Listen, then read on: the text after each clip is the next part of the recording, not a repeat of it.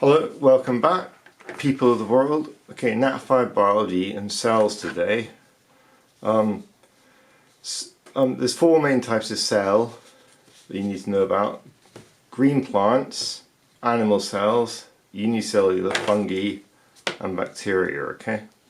This is diagram of a green cell I drew. I'm having to reshoot the video because it didn't work out very well the first time.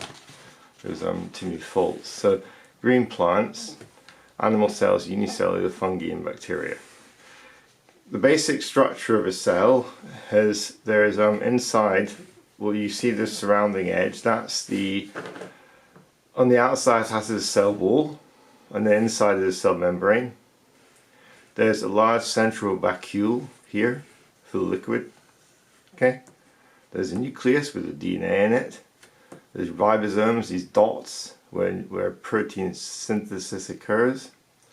There's the chloroplast. This is our attempt to draw in chloroplast, where photosynthesis occurs, okay? So that's green cell. Plants, trees, cabbages, vegetables, fruit trees, grass, just anything that's with green leaves, okay? Next is an animal cell. So this is again, it's surrounded by animal cells. Only have a cell membrane though, in contrast to plants which have a cell wall and cell membrane. Okay, plants have a cell wall and a cell membrane. Animal cells only have a cell membrane. Okay, they have mitochondria, which is that's a good picture diagram of one.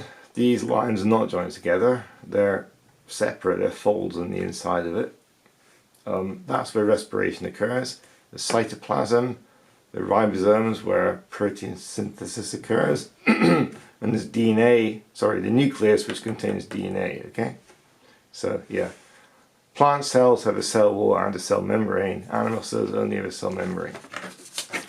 Okay, next is unicellular, next is fungi, the unicellular fungi, okay? So, that's a diagram of one. So again, it's surrounded by a cell wall with a cell membrane like plants. You could think of them as like a kind of plant as they usually grow on plants, but they aren't plants, but they're microorganisms stroke plants, I suppose. Yeah, there's a cell wall inside a cell membrane. Inside the cell wall is a cell membrane.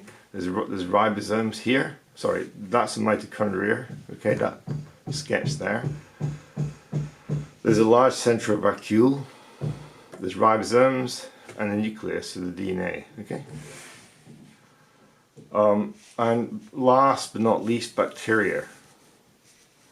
So E. coli, which is in our guts.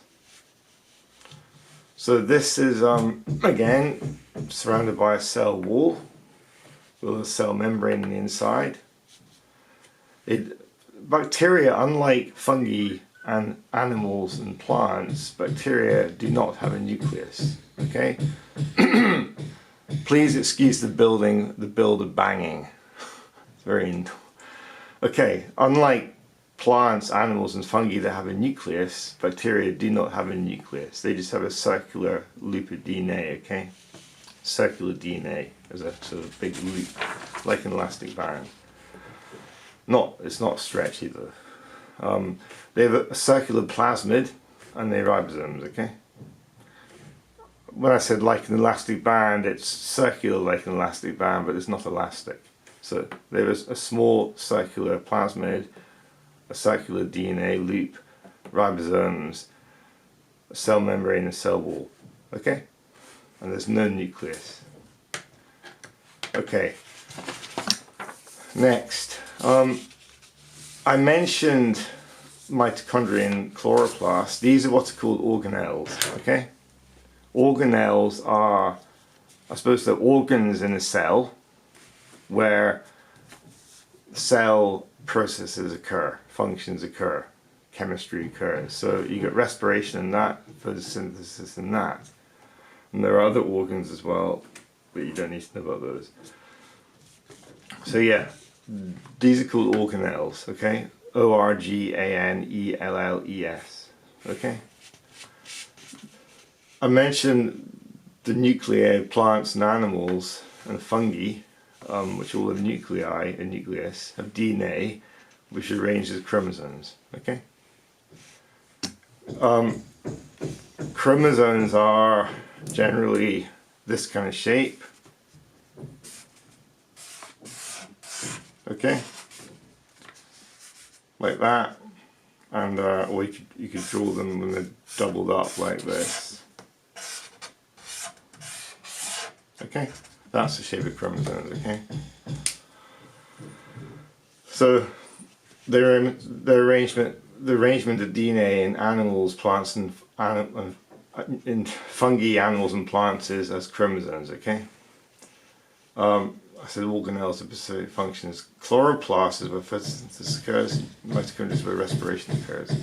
Okay. So, yeah.